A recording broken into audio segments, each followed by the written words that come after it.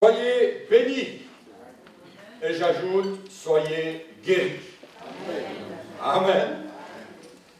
Le sujet de ce matin, dans la suite de notre méditation sur les actes ecclésiastiques, concerne l'onction d'huile et la prière pour les malades. L'onction d'huile et la prière pour les malades. Et le texte classique pour parler de la guérison se trouve dans l'épître de Jacques. Néanmoins, ce matin, nous n'allons pas aborder directement ce texte de Jacques, parce que j'aimerais développer avec vous une première partie. Néanmoins, nous allons lire ce texte de Jacques. Jacques, épître de Jacques, chapitre 5, à partir du verset 13. Je lis pour la gloire de Dieu. Quelqu'un parmi vous est-il dans la souffrance, qu'il prie? Quelqu'un parmi vous est-il dans la joie, qu'il chante des cantiques? Quelqu'un parmi vous est-il malade, qu'il appelle les anciens de l'Église et que les anciens prient pour lui en loignant d'huile au nom du Seigneur? Verset 15. La prière de la foi sauvera le malade et le Seigneur le relèvera. Et s'il a commis des péchés, il lui sera pardonné. Confessez donc vos péchés les uns aux autres et priez les uns pour les autres afin que vous soyez guéris. La prière fervente du juste a une grande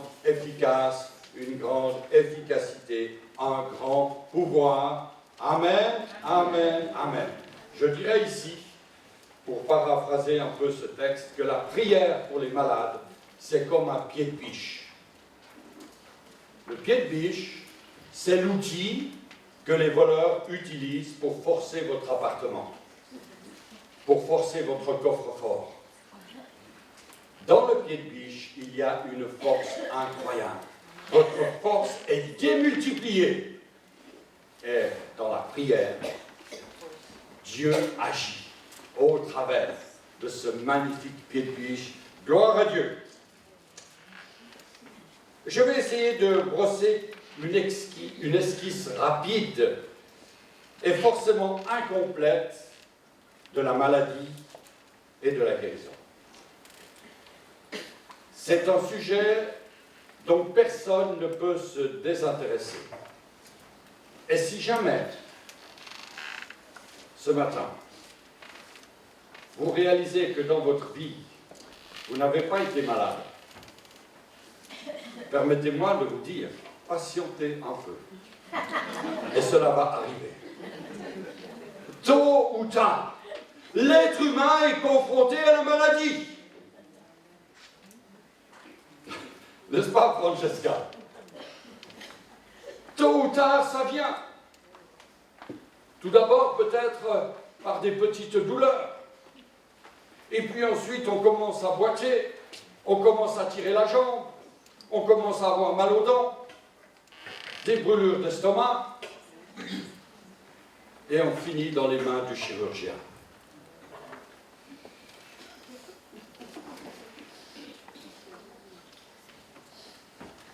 Il y a, je crois, sur le monde, une véritable malédiction, celle de la maladie.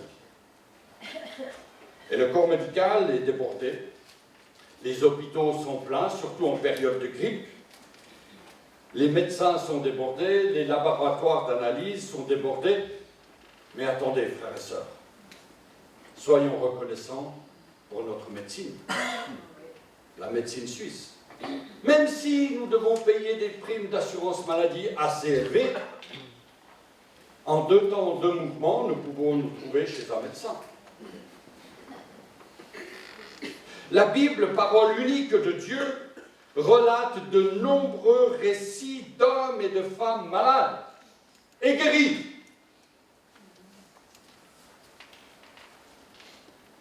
Mais également d'hommes et de femmes qui n'ont pas été guéris. avec toujours cette question sous-jacente que vous vous posez. Pourquoi moi et pourquoi pas lui? Ou pourquoi lui est-il guéri et pas moi? Dans Jacques 5, 3 mots, à part le mot onction d'huile, ont frappé mon attention. Le péché, la maladie, la guérison. Pourquoi ces 3 mots sont-ils si intimement liés? Quel rapport y a-t-il entre la maladie et la guérison? Ça, c'est facile. Mais que vient faire le péché là-dedans? Avant de tenter de répondre à cette question, réponse qui va somme toute introduire le sujet de l'onction d'huile et de la prière pour les malades, un acte ecclésiastique important, indispensable, un acte dont on ne doit pas négliger de le faire. Je me souviens d'ailleurs, et je crois d'ailleurs vous avoir raconté cette petite anecdote, d'un frère missionnaire lorsque j'étais au Bénin, un frère missionnaire plus âgé que moi, qui a fait circoncire son enfant. C'était un nouveau-né, et ça s'est compliqué, à tel point qu'il m'a demandé, mais est-ce que je peux faire l'onction d'huile? Est-ce que nous pouvons faire l'onction d'huile de ce petit garçon? Et il me disait, parce que finalement, si je fais l'onction d'huile maintenant, je ne pourrai plus jamais la faire dans sa vie. Mais c'est faux. Une onction d'huile, on peut la faire à plusieurs reprises. Donc il y a des bases que nous devons développer. Il y a des choses que nous devons comprendre de manière à être guéris. Amen. Et si nous ne sommes pas guéris, il faut comprendre aussi pourquoi. Et on va essayer de développer ce sujet si vous le voulez bien. Cette introduction ce matin va prendre un petit peu de temps, certainement toute la prédication, mais il me semble nécessaire, pour ne pas dire indispensable, de parler premièrement de l'origine de la maladie, deuxièmement de la permission divine, pourquoi Dieu autorise-t-il certaines choses, troisièmement, que nous verrons ce matin, Dieu et la médecine, et si nous avons le temps, nous aborderons la question très rapidement du miracle de la guérison, et puis bien sûr la prochaine fois, nous parlerons de la prière et de l'onction d'huile, en fonction de ce que nous aurons vu ce matin. L'origine des maladies. Il y a 4 origines de la maladie. Et je remercie les médecins qui sont là ce matin de prendre note, et que si jamais je me trompe, qu'ils viennent me voir demain matin. Je leur donnerai facilement le temps pour me voir. Mais j'ai recherché 4 causes, et j'ai trouvé 4 causes possibles à la maladie. Il est bien sûr difficile d'affirmer l'origine de certaines maladies, de certains troubles, de certaines pathologies du comportement, principalement des pathologies modernes. Il est souvent difficile de se positionner clairement, car il peut y avoir plusieurs origines à une maladie, plusieurs causes à une maladie. Même si, parfois, les symptômes sont identiques, sont très similaires, très proches, il peut y avoir plusieurs origines. La première de ces causes que j'ai ici inventoriées, comme beaucoup de fléaux qui frappent notre humanité, tels la violence, la guerre, la haine, les crises de toutes sortes, la pollution, le racisme, la pornographie, la drogue et j'en passe, la maladie a pour base un mot omniprésent dans la Bible, le péché originel. C'est-à-dire le péché d'Adam et Ève. Le péché qui est la violation, la transgression, la désobéissance de la loi de Dieu. Dans le jardin d'Éden, nos premiers parents ne connaissaient pas la maladie. Elle n'était pas présente d'aucune manière que ce soit, parce qu'ils ne connaissaient pas le péché. Leur équilibre physique était parfait parce que leur équilibre spirituel était parfait. Mais le jour où, par désobéissance à la parole de Dieu, ils perdirent leur équilibre spirituel, ils réalisèrent qu'ils étaient nus, qu'ils étaient misérables. Ils sont entrés dans la crainte du Dieu Tout-Puissant.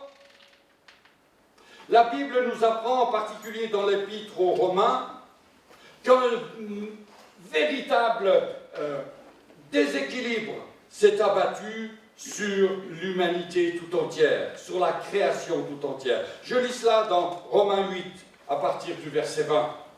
Car la création est tombée sous le pouvoir des forces qui ne mènent à rien, non parce qu'elle l'a voulu elle-même, mais parce que Dieu l'y a mise. Il y a toutefois une espérance, c'est que la création elle-même sera libérée un jour du pouvoir destructeur qui la tient en esclavage et qu'elle aura part à la glorieuse liberté des enfants de Dieu.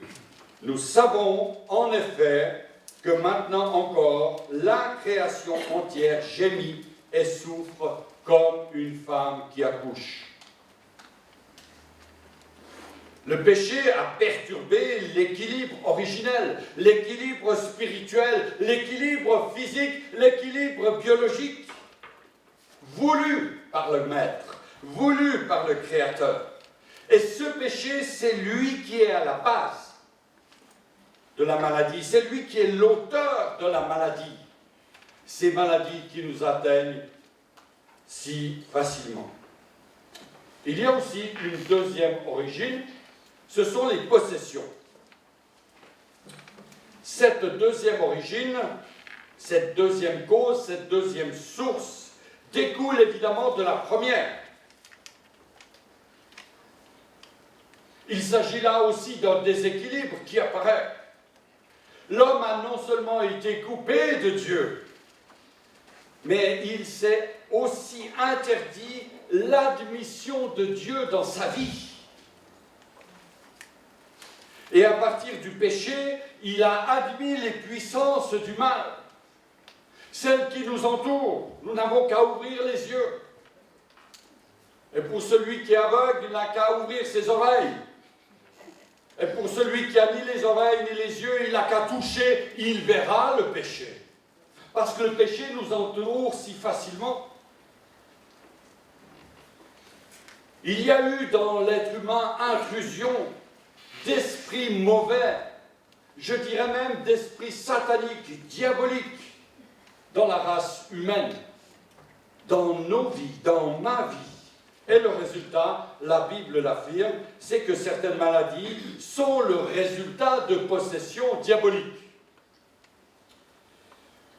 Il ne faut toutefois pas, et j'insiste là-dessus, mélanger possession diabolique et maladie mentale. L'une et l'autre ont des origines totalement différentes, mais peuvent parfois avoir des symptômes très proches, très similaires, se ressembler. Le Nouveau Testament nous parle de gens qui étaient malades, tout simplement parce qu'ils avaient en eux des esprits impurs, parce qu'ils étaient, pour faire simple, possédés. Je tiens ici à préciser, de manière tout à fait haute, forte et claire, en pesant mes mots, qu'un chrétien ne peut pas être possédé.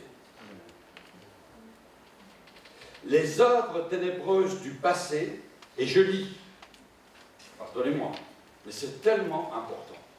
Les œuvres ténébreuses du passé ont été anéanties et rendues sans effet dans la vie du véritable chrétien.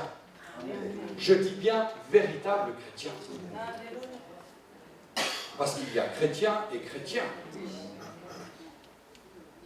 Je dirais même, excusez-moi, mais il y a chrétien et crétin.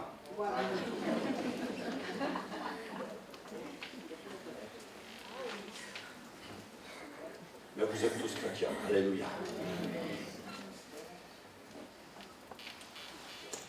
Même les éventuels actes maléfiques, et je lis encore, connus ou inconnus de mes proches vivants, ou de mes ancêtres aujourd'hui décédés, ont été cloués à la croix de Golgotha. La puissance de Jésus a accompli une œuvre qui dépasse les influences démoniaques et les pratiques diaboliques les plus sophistiquées. Amen, amen, amen. On acclame le roi des rois. Alléluia. C'est lui qui a pris cela à la croix de Calvaire. J'insiste là-dessus. Si mon frère, ma sœur, vous vous remettez à la puissance de Jésus et à l'abri de son sang précieux, vous êtes protégés. Néanmoins, la parole de Dieu, et cela s'est confirmé dans l'histoire de l'Église, l'histoire je dirais même récente de l'Église, nous enseigne que lorsqu'un chrétien véritable, né de nouveau, baptisé par immersion, baisse la garde, cesse d'être vigilant, il peut se laisser séduire, il peut ouvrir la porte au péché, et le résultat en est terrible. Pour sa santé physique, pour son couple, pour sa vie de famille, pour sa santé psychique, pour son âme. Aujourd'hui, j'ai fait un petit calcul, ou plutôt, mon ordinateur a fait un petit calcul. Je fête aujourd'hui, le 6 mars 2016, mon 22 128e jour de vie. Ça ne vous dit pas grand-chose. Bref, j'ai 60 ans. Et dans ces 60 ans, j'ai 42 ans de vie chrétienne. Donc calculez à quel âge je me suis converti. Avec mon épouse, que je connais ici depuis 15 551 jours, date de nos premiers regards qui se sont croisés, je peux vous dire que depuis ce jour-là, nous avons connu des hommes et des femmes saisis par la grâce de Dieu, libérés du pouvoir des ténèbres, mais qui ont marché sur la faim d'une manière qui n'était pas digne de Dieu. Pas digne d'un enfant de Dieu, d'une fille de Dieu. Et aujourd'hui, je puis attester qu'ils ne sont plus là. Plus dans ce lieu, plus dans d'autres églises, et que quelques-uns sont même dans le cimetière. Que s'est-il passé avec ce frère, cette sœur? Que s'est-il passé dans sa vie pour que la maladie le saisisse de cette manière? Pour qu'il soit foudroyé par Dieu lui-même? Ils n'ont pas veillé, ils ont baissé la garde, ils ont ouvert la porte et le diable a fait son œuvre de séduction, de destruction et de mort. Troisième cause, origine de la maladie. Le péché caractérisé. Ce n'est pas l'accident, ce n'est pas la possession, ce n'est pas une maladie d'origine biologique tout à fait explicable. Il s'agit des conséquences d'un péché caractérisé. Dans l'épître de Paul aux Romains, au chapitre 1, nous lisons à partir du verset 24. C'est pourquoi Dieu les a livrés à l'impureté selon les convoitises de leur cœur, en sorte qu'ils déshonorent eux-mêmes leur propre corps, eux qui ont changé la vérité de Dieu en mensonge et qui ont adoré et servi la créature au lieu du Créateur, qui est béni éternellement. C'est pourquoi Dieu les a livrés. Dieu les a livrés. Dieu les a abandonnés à des passions infâmes, car leurs femmes ont changé l'usage naturel en celui qui est contre nature.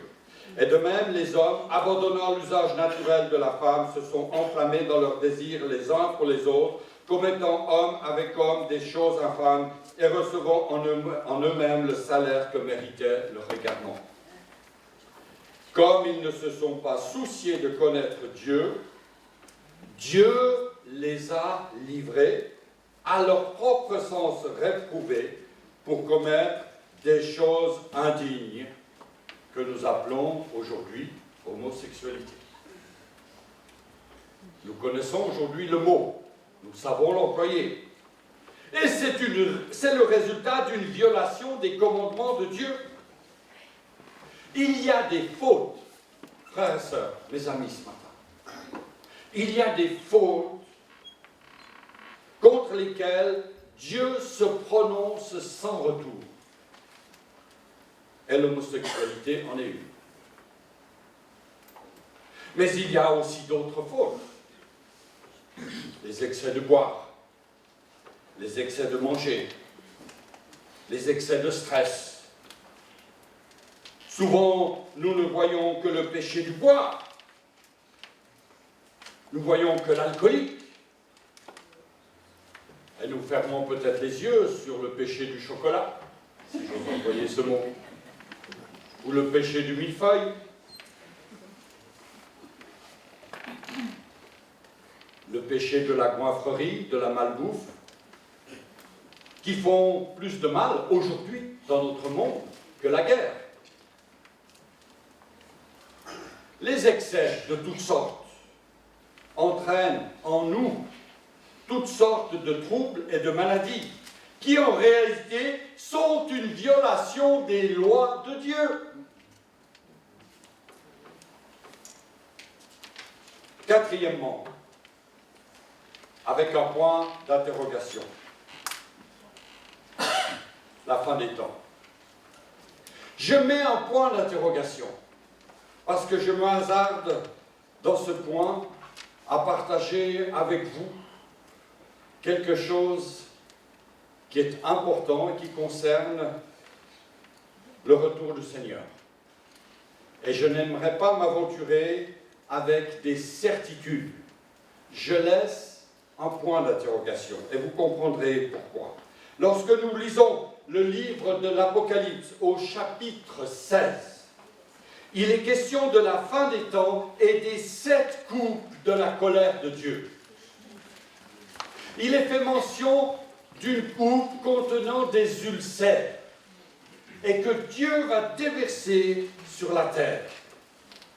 Alors je ne veux pas dire que nous sommes déjà dans ce temps-là, mais je me laisse néanmoins interpeller par ce qui se passe aujourd'hui. Et je ne peux m'empêcher à titre personnel de mettre en parallèle avec ces textes l'avancée du cancer. Un habitant de la Terre sur 3 en est victime. Lorsque vous allez chez le médecin, lorsque par hasard il trouve un petit quelque chose, qu'il va faire des investigations, que vous allez passer d'analyse de sang en analyse de sang, que vous allez passer dans des machines faisant des coupes de votre cœur, ou de votre prostate, ou de vos jambes, ou de votre visage, qu'on va sectionner tout ça en petits morceaux, et puis qu'on va chercher le petit truc qui pourrait être un cancer. Vous avez de quoi vous poser des questions. Où est-ce que je suis? Qu'est-ce qui va arriver de ma vie? Et puis, tous les clignotants sont rouges. On vous téléphone, on vous dit, il faut passer, il faut faire un contre-examen, il faut regarder dans la profondeur de vos organes, on va faire une biopsie, on va vous piquer ici, vous piquer là. Et puis vous êtes là allongé, vous dites, mais Seigneur, qu'est-ce qui se passe? Qu'est-ce qui se passe? C'est ce qui m'est arrivé en 2014. Et c'est ce qui m'est arrivé dans le mois de février de cette année.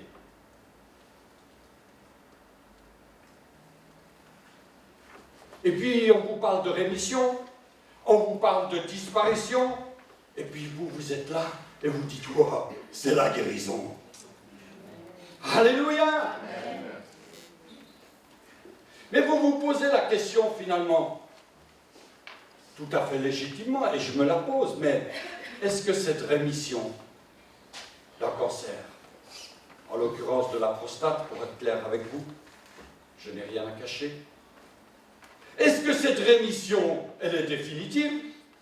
Ou est-ce qu'il y a en moi une petite bombe qui fait tic-tac, tic-tac, tic-tac, tic-tac, et qui un jour va exploser? N'est-ce pas, mon frère Pierre? Nous sommes confrontés à cela. Les femmes sont confrontées à d'autres cancers. Mais gloire à Dieu, nous avons une assurance. C'est que Dieu connaît toutes choses. Et nous réalisons, j'ai réalisé que l'homme est bien fragile.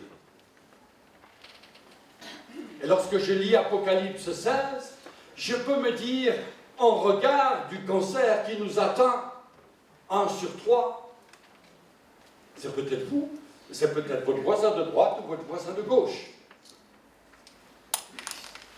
Un des 3, mathématiquement, peut avoir un cancer. Et on se dit, en réalisant cela, et en lisant Apocalypse 16, mais qu'est-ce qui est en train de se préparer dans le ciel? Quelle est cette coupe de la colère de Dieu qui va déverser sur l'ensemble de l'humanité? Des ulcères. Alors nous, chrétiens, où est-ce qu'on se situe aujourd'hui? Quelle est notre marche? Quelle est notre attitude spirituellement parlant? J'aimerais entrer maintenant dans ce domaine très particulier qui est celui de la permission divine. Avec cette question, somme toute, pourquoi Dieu permet-il? Pourquoi Dieu permet-il la maladie? Pourquoi, quand je suis chez le médecin me dit « Occupez-vous de vous-même, monsieur. Prenez soin de vous. » C'est des questions qui nous reviennent et on se dit « Mais pourquoi moi? Moi, j'ai autre chose à faire. Il y a l'église.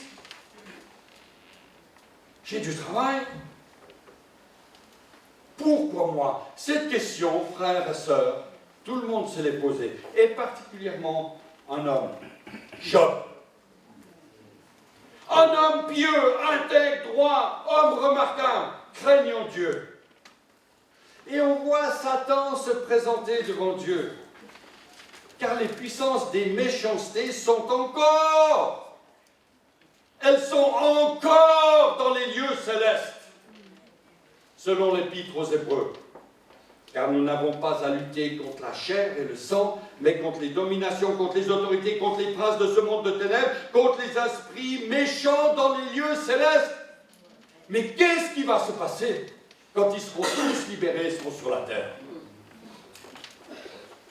Frères et sœurs, soyons reconnaissants d'avoir des petits bobos ici et là. Ça stimule notre foi. Parce que je peux vous dire que les esprits méchants, ils ne vont pas toujours rester dans les lieux célestes. Un jour, ils seront sur la terre. Quel ravage!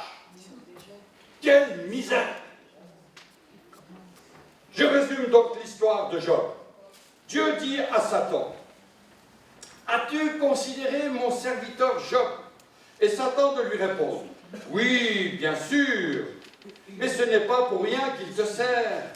Tu l'as comblé, il a 7 fils, 3 filles, des grands troupeaux. C'est un homme riche. De plus, c'est un homme très considéré en Orient. Mais touche à ses biens, dit Satan. Touche à ses avoirs, dit Satan.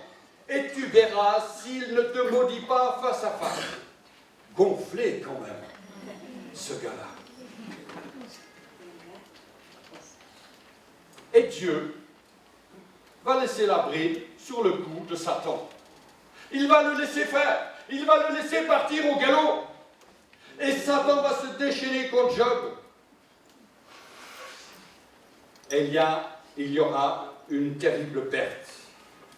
Perte de ses filles, perte de ses fils, perte de ses possessions. Il perd tout. Et Job dit, l'Éternel a donné, l'Éternel a repris, béni soit le nom de l'Éternel. L'Éternel a donné mes fils, mes filles, mes chameaux, mes possessions, ma santé, l'Éternel a repris. Béni soit le nom de l'Éternel. Alors Satan se présente devant Dieu. Satan, il est malin. C'est le prince du mensonge. Il est rusé. Et Satan dit, touche un peu à sa chair. Touche à ses os, touche à sa peau. Et tu verras s'il ne te maudit pas face à face.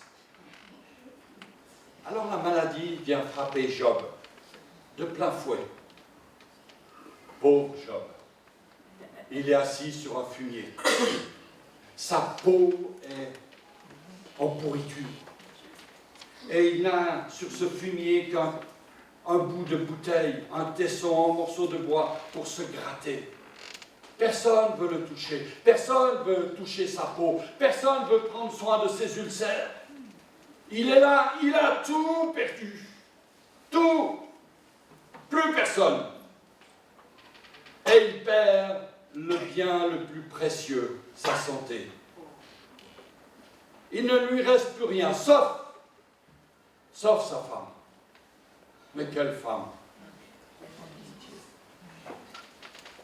15 551 jours de malheur. En opposition à 15 551 jours de bonheur. Pour la mienne. Quelle femme qui va lui dire maudit Dieu et meurt? Ses amis viennent le voir, ils ne le reconnaissent pas. Mais Job va dire à sa femme, tu parles comme une femme insensée. Nous recevons de Dieu le bien, et pourquoi ne recevrions-nous pas aussi le mal? Et Job reste ferme dans sa foi. Alléluia. Droit dans ses bottes.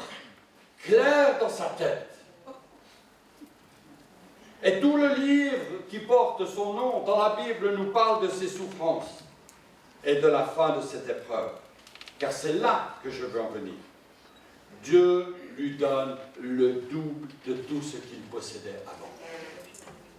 Et la grande leçon qui se dégage de ce livre, ce n'est pas que Dieu doit être aimé seulement pour ses grâces, pour ses bienfaits, pour ses bénédictions, mais il doit être aussi aimé, aussi servi, aussi suivi dans les souffrances, dans la maladie. Combien de personnes, frères et sœurs, sont rentrées à l'hôpital, en route pour l'enfer, et qui sont sortis de l'hôpital en route pour le ciel? Lorsqu'on passe par la maladie, lorsqu'on passe par la souffrance, il y a un moment où la tête est obligée de réfléchir. Et là, il y a des choses qui se passent. Gloire à Dieu. Job a été un homme de foi. Mes frères et mes sœurs, quand nous sommes dans la souffrance, soyons des hommes et des femmes de foi. Le cas de Paul, je vais accélérer un petit peu. Le cas de Paul. Dans sa deuxième épître aux Corinthiens, l'apôtre Paul relate qu'il a été frappé d'une écharde dans sa chair. On ne sait, à vrai dire, pas très bien ce que c'était. Certains ont pensé que c'était une maladie des yeux. Cela semble probable, puisque habituellement il dictait ses lettres, mais dans celle aux Galates, il doit écrire lui-même et il va clôturer cette lettre en disant « Voyez avec quelle grande lettre je vous écris de ma propre main. » Une affection des yeux, un problème des yeux. Et puis d'autres ont pensé que c'était un défaut de parole, un défaut d'élocution qui l'empêchait de s'exprimer aussi bien qu'il l'aurait voulu. On trouve cela dans l'épître aux Corinthiens, où on disait de lui, ses lettres sont fortes, mais sa parole est méprisable. Et il dit dans cette même lettre, 3 fois j'ai prié le Seigneur de l'éloigner de moi, cette écharpe. Mais il m'a dit, ma grâce te suffit, car ma puissance s'accomplit dans ta faiblesse. Et il demande la guérison à Dieu, Dieu lui répond, non. T'as assez eu. Non. Paul avait reçu la puissance de guérir. Il a fait bon usage à plusieurs reprises de ce don de Dieu. Toutefois, un jour, il nous laisse une lettre dans laquelle il nous dit cette petite phrase significative. « J'ai laissé Trophime malade à Milet. » Trophime était un ami intime, un membre précieux de l'Église, un membre de l'équipe missionnaire. Et je suis convaincu que Paul a prié pour Trophime, comme l'Église est appelée à prier pour chacun d'entre nous. Malade. Mais la puissance qui, au travers de lui, avait fait bondir un boiteux, ressusciter un mort, n'était pas décidé à guérir Trophime. Pourquoi? Pourquoi le boiteux? Pourquoi le mort est-il ressuscité? Et pourquoi Trophime, malade, n'est pas guéri? Le même Paul, le même Seigneur, la même puissance de Dieu, la même grâce de Dieu, le même Créateur. Le Seigneur avait sans doute quelque chose à apprendre à Trophime. Et on n'est jamais aussi bien disposé à écouter la voix de Dieu que quand on est malade. Parce que quand on est malade, il y a quelque chose qui commence à se fissurer. Je ne suis qu'un vase. Ok, on l'a chanté tout à l'heure. Un vase fragile. Et quand la maladie nous atteint, ça nous fissure, ça nous secoue. En tout cas, la maladie a appris à Trophime ce que la guérison ne lui aurait jamais appris. J'ose dire, dans ma vie, la maladie m'a appris quelque chose que la guérison ne m'aurait jamais appris. Aujourd'hui, beaucoup de femmes découvrent le Seigneur à l'hôpital.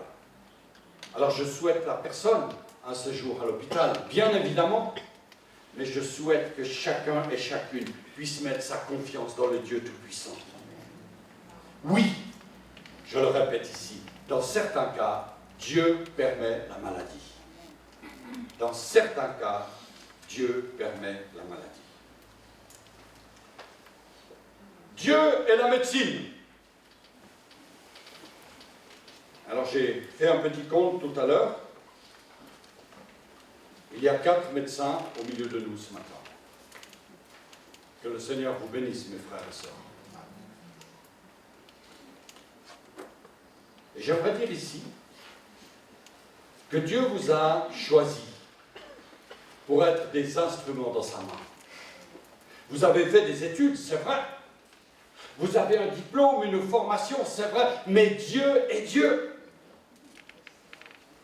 Et j'aimerais dire ici que Dieu peut guérir aussi par la voie médicale. Et le plus bel exemple que nous avons dans la Bible, c'est le cas de... C'est difficile à trouver celui-là. Un roi qui a été guéri par le fruit du figuier, le roi Ézéchias, dans l'Ancien Testament. Dans le 2e livre des rois, il nous a rapporté qu'Ézéchias avait été un très bon roi, un remarquable serviteur de Dieu. Et un jour, le prophète Ésaïe, envoyé de Dieu, vient vers lui et lui dit, et je paraphrase, « Maintenant, Ézéchias, prépare tes affaires, mets ta vie et ta maison en ordre, puis fais ton testament, donne les ordres à ta maison, car tu vas mourir, tu ne vivras plus. Quel appel de Dieu!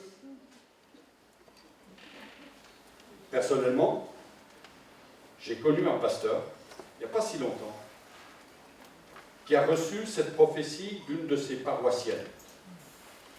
Pasteur, j'ai reçu de Dieu que vous allez mourir, mettez vos affaires en ordre. Ce pasteur m'a téléphoné, il m'a dit, frère, viens chercher ma bibliothèque, viens chercher mes livres. Je commence à vider ma maison. Et je lui dis, pourquoi? Et c'est là qu'il me raconte cette histoire. Et aujourd'hui, il est plus. Dieu est Dieu. Quand Dieu avertit, il avertit. Nous avons entendu combien d'avertissements de Dieu ce matin?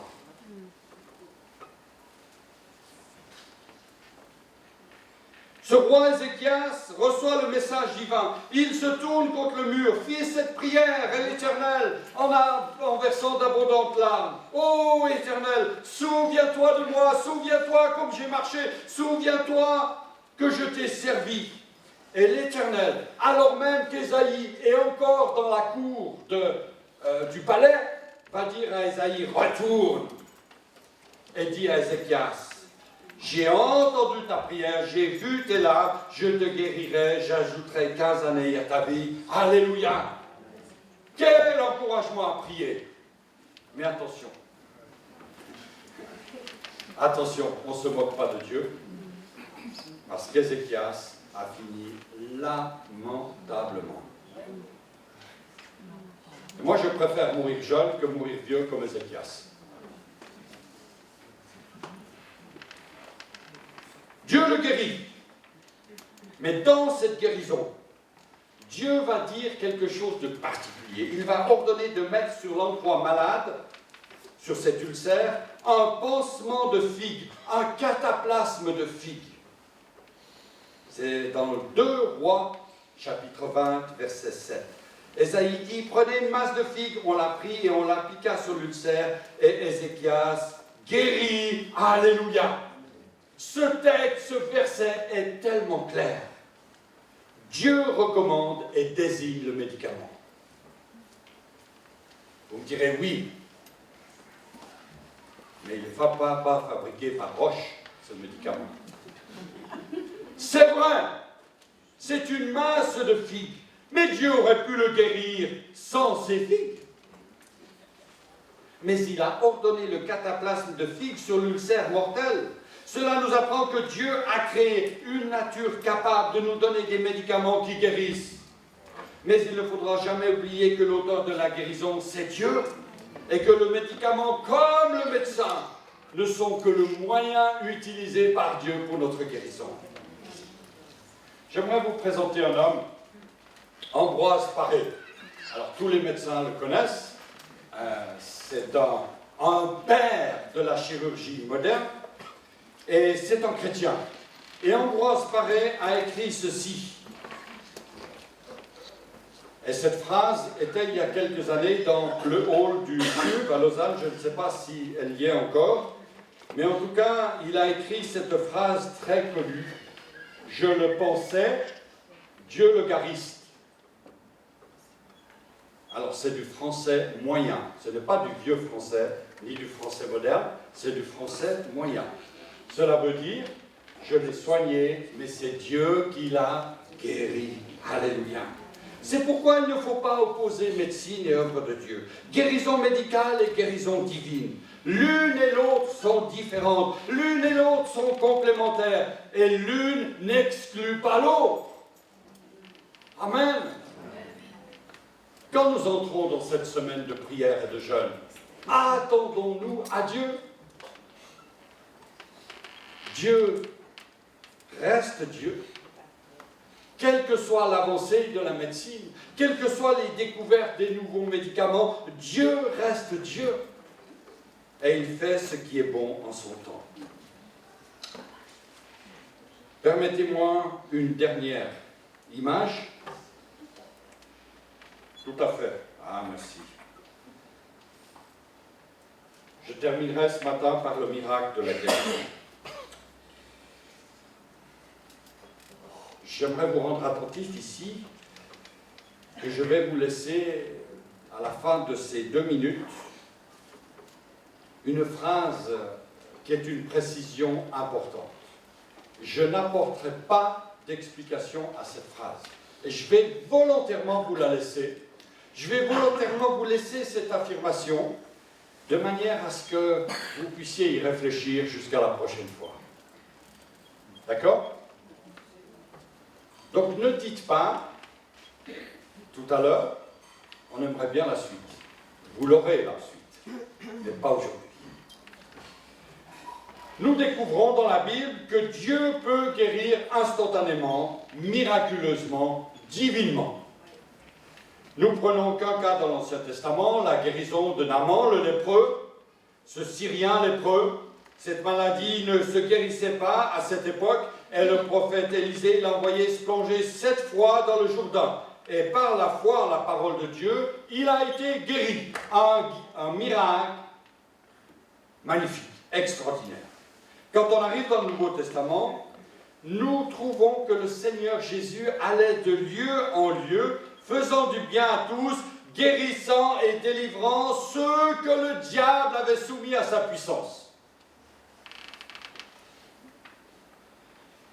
Nous voyons que le Seigneur passe chez la belle-mère de Pierre, qui avait la fièvre, et le Seigneur l'a guéri d'un toucher de main. Ailleurs, il rencontre les aveugles de Jéricho. Il dit un mot et ils sont guéris.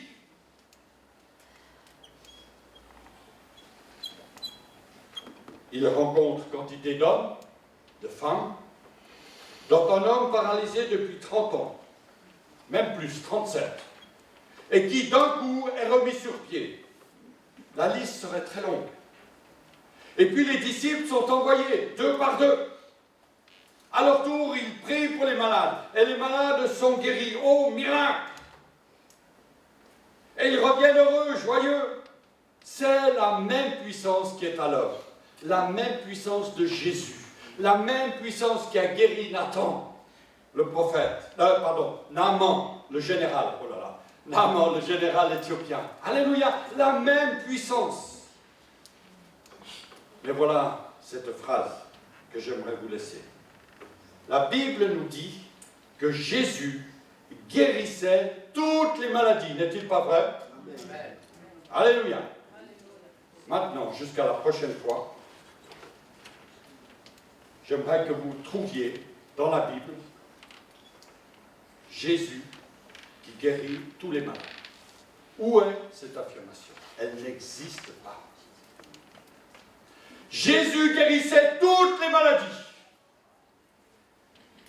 Amen. Mais il n'a pas guéri tous les malades. Jésus guérissait toutes les maladies. Mais il n'a pas guéri tous les malades. Qu'est-ce que ça coûte? Pourquoi? On le verra la prochaine fois. Que Dieu vous bénisse. Amen. Seigneur, merci pour ta grâce et ta bonté. Merci parce que tu es celui qui touche dans les cœurs aujourd'hui les vies. Tu manifestes, Seigneur, ta grâce dans chacune de nos maladies, de nos difficultés. Tu es là, Seigneur. Tu es là, Seigneur, fidèle. Tu es là, bon, Seigneur. Et nous te disons ce matin, merci. Merci de pouvoir nous approcher de toi avec la foi, avec la confiance. Merci, Seigneur, de pouvoir considérer, Seigneur, que nous sommes tes fils et tes filles. Et que ton regard de Père ne s'éloigne pas de nous. Merci Seigneur de bénir aujourd'hui d'une manière particulière ceux et celles qui sont malades, les médecins, le personnel hospitalier, les chirurgiens, les dentistes Seigneur, les hommes et les femmes qui s'occupent du psychique des gens. Seigneur, bénis Seigneur, accompagne et que dans ta grâce Seigneur, nous puissions voir ta bonne main sur chacune de nos vies. Amen.